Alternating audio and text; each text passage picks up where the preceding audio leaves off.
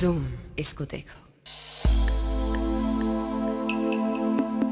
Welcome back, आप देख रहे हैं let's talk and today we are talking with the one and only Rakhi Sawant. अच्छा, कंट्रोवर्सी जो हैं उनके पीछे आप पड़ते हो कि वो आपके पीछे पड़ जाते हैं?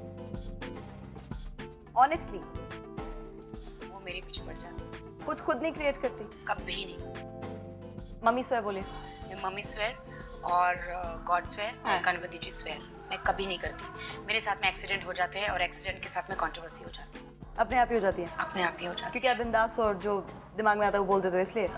आई थिंक मैं बिंदास हूँ और मैं सच बोलती हूँ। तो आई थिंक क्योंकि लोगों ने देखा नहीं है या न्यूज़ चैनल वालों में या उनको लगता है कि ये लड़की सच बोलती है, तो क्यों ना हम इसके सच बातों को लोगों की तरफ दिखाया जाए, लोग डिसाइड करें कि ये सच है या झूठ है। तो क्योंकि आजकल की दुनिया में कोई बोलता नहीं है ज़्यादा, बहुत डिप्लोमेटिक लोग रहते हैं। और काफ़ी मुझे खासतौर पर इंडस्ट्री के लोग तो बड़े डिप्लोमेटिक है। I do know about the industry, but big boss के हाउस में तो सब लोग बहुत डिप्लोमेटिक थे। उन्होंने मुझे कहा, राखी इतना सच मत बोल, पागल इतना सच मत बोल, तेरी करियर खराब हो जाएगा, बी डिप्लोमेटिक। आई कांट यार, आई कांट। मैं बोलती थी अच्छा ठीक है, बट थोड़ा टाइम के बाद मैं वापस वही सच बोलती थी। कहते हैं ना कि कुत्ते की दुम क्या, कितनी भी सीधी करो वो टेढ़ी की टेढ़ी रहती है। मुझसे होता ही नहीं झूठ बोलना। तो बचपन से ऐसे हो आप?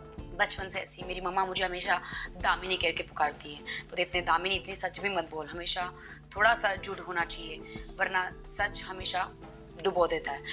लेकिन मैंने मम्मा को कहा कि नहीं मम्मी ऐसी बात नहीं है, सच ज़रूरी नहीं है, सच बोलने में थोड़ी सी दिक्कत आती है, बहुत नुकसान पहुंचता है, लेकिन हम भगवान की नज़रों में और लोगों की नज़रों में एक ना एक दिन उसका परिणाम बहुत अच्छा होगा।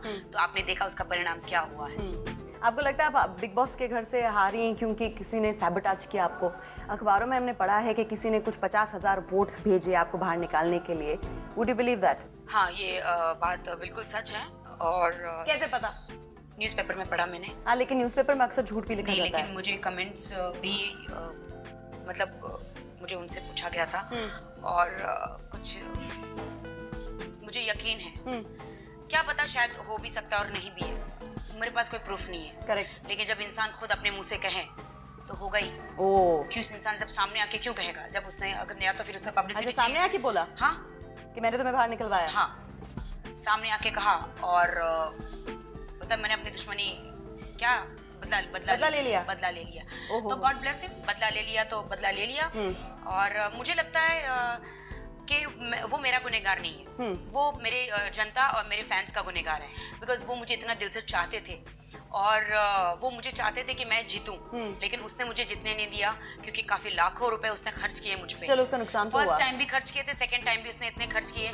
ये गुनहगार है मेरी जनता का और जनता ही उसे सबक सिखाएगी। अगर मुझे ऐसा लगता है तो आई थिंक हो जाएगा। नहीं, वो सिखाएंगे।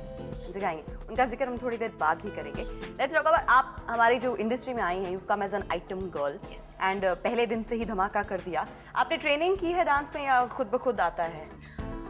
एक्चुअली ये गॉड गिफ्ट है मुझे कि मैं बगैर म्यूजिक के रह नहीं पाती हूँ। अगर म्यूजिक बच गया तो मैं किसी भी दुनिया के कोने में हूँ, कुछ भी सो भी रही हूँ तो उठ के नाचूंगी। ऐसा होता है। लेकिन बचपन से ऐसे हैं? बचपन से ऐसी हूँ। तो कोई मेरे पिताजी थक गए थे इस बात से और मेरी मम्मी भी। और मुझे नहीं पता था कि मेरे नसीब में लिखा था यहाँ तक पहुँचना। लेकिन बचपन में कोई डिसाइड नहीं करता है मैं बड़ी होके आइटम गर्ल बनूंगी? कोई डिसाइड नहीं करता। तो कैसे ये आपकी जिंदगी में ये मैंने पता नहीं, मुझे रियली कि मैंने बचपन से डांस करती थी। एक्चुअली मैं बहुत मिडिल क्लास फैमिली की लड़की हूँ, तो हमारे घर में तो फ्रिज नहीं हुआ करता था पहले। तो अगर मुझे बर्फ चाहिए था, आइस चाहिए था, तो आंटी मुझे आइस दो ना, तो बोलता ओके पहले नाच के दिखा। तो मैंने कहा अच्छा ठीक है। फिर मैं नाच के दिखाती थी कुछ भी गाने पे, फिर मुझे वो आइस देती थी। अच्छा। तो तब से मुझे मेरी मम्मा कहती है oh she is crazy about dance and all. तो मेरी मम्मा ने मुझे बहुत छूट दी थोड़ी बहुत, बट मेरे डैडी ने मुझे कभी छूट नहीं दी थी। वो तो आपसे काफी गुस्सा भी है ना? गुस्सा, लेकिन अब नहीं है। अब ठीक है? अब वो बहुत खुश है। क्योंकि जब राखी इंडस्ट्री में आई थी डैडी ने बोला था ऐसा मत करो बेटा। हाँ, ऐसा, लेकिन बात नहीं मानी, बहुत खिलाफ थे। लेकिन अब तो वो बहुत खुश है। ठीक है, जहाँ पे भी है मेरे डैडी, मुझे बहुत नाज है अपने डैड पे कि उन्होंने मुझे इस धरती पे भेजा और मैं बहुत खुश हूँ उनसे। मैं उनसे बिल्कुल नाराज नहीं। और मम्मी से नाराज? कोई मम्मी से भी बिल्कुल नाराज नहीं। आप टीवी पे तो बड़ा कंप्लेन करती थी मेरी माँ मेरी शादी नहीं करवा रही है, हमेशा मुझे रोक के रखा है। और आप भी मेरा नया हाउस देख रहे हैं? आप पहली है जो मेरे नए हाउस में एंटर किया है। Welcome to you also. This is actually Rakhi Sawant brand new house, बिल्कुल एक हफ्ते पहले इन्होंने खरीदा है। हाँ। और सारी की सारी चीज़ें कार्टन्स में पड़ी हुई हैं। एक रेफ्रिजरेटर है, 2-3 एयर कंडीशनर्स हैं, प्लाज्मा टीवीज हैं जो अपनी कमाई से उन्होंने खरीदा है। So we are very proud of you. Thank and घर बहुत अच्छा है। मेरी मम्मा बहुत अच्छी है, लेकिन जिंदगी में होता है ना लैला मजनू हीर रांझा की स्टोरी। हाँ। प्यार में कुछ ना कुछ थोड़ी सी तकरार तो आ ही जाती है। तो आई थिंक ये मेरा हीर रांझा और लैला मजनू की स्टोरी है। देखिए मेरी जिंदगी में अगर मेरे नसीब में अभिषेक लिखा है, हम दोनों मिल पाते हैं या नहीं, हमारी शादी हो पाती है या नहीं, आई रियली डोंट नो। प्यार तो हुआ है, बट मुझे लगता है कि प्यार तो होता है, लेकिन जरूरी नहीं कि शादी हो या ना हो। ये बिल्कुल सस्पेंस फिल्म की एंडिंग तक लाकर आपको छोड़ नहीं दिया लगता कि है। मैं सच बोल रही हूँ? आप सच बोल रहे हो। हर कोई शायद ये कह नहीं पाता कि मैं ऐसे प्यार करती हूँ, मैं इसे शादी करके रहूंगी, बट मुझे रियली नहीं पता कि शायद मेरी शादी हो पाएगी या नहीं अभिषेक से। I really don't know. But अभी तो अफेयर है, अफेयर तो है मेरा, बट अभी तक एक डेट पे भी नहीं गई हूँ। क्यों?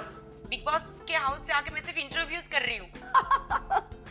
आई थिंक फिर हम बाकायदा इनकी पहली डेट करवाएंगे, इसी शो पर करवाएंगे 14th Feb पे, और Valentine's Day आपको पे होना चाहिए आई थिंक। एंड डेफिनेटली करवाएंगे। हाँ। और आपको अगर इनकी पहली डेट पर इनके साथ जाना हो तो आप देखते रहिए लेट्स टॉक।